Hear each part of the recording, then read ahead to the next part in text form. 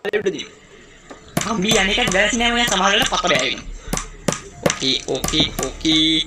දැන් ඉතින් දින්න වගේ තමයි උල්. කම්බියෙන් මොකද පත බෑවුන් නැත්තම් එච්චර. ඕකේ. අම්මා කේල් මල වතුර දාන්න යනවලු බං ගියස්සේ.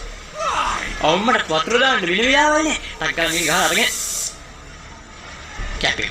මොකද අම්මා එළියෙද්දි මම මේක අරගෙන සද්දියාව පට ගාලා ඉඳගෙන ඉන්නේ ලෝකාරි. මේ අර හිටිය දැනෙන් පැනලාවිලා අරිනවා ඇතිනේ. ඉන්නවා ඇතිනේ. ඔහලු. කොහෙද යනවද දන්නේ මම. නම දැක්ක අම්මා දැක්කේ අම්මට ඇහුණා. ඔඩ. හරි කෝ අම්මා.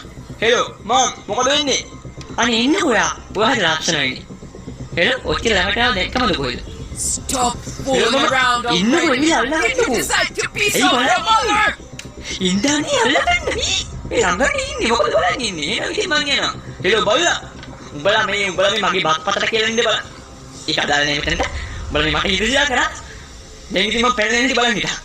ඕකේ පෙන්න මචං. ඕවද අපි පැන ඉදුව පංජකෝ පණිපාහිය අවුරු තල්ල හොල්ලනවා. මම නෝ එකක් නැති ඉන්න. ඉතින් දෙක රවන්න දැන් උන් ගේට්ටු අරගෙන වහලින් බහැලා ඉන්න ඉඳි තාත්තන තාම සීන් එක දන්නේ නැද්ද කොහෙද? දන්නේ. ඕකේ. ඊන කුළු. ඊ විදිහට තමයි හරි පයින් තියන. පාලි කැමති කරගෙන යන්නේ.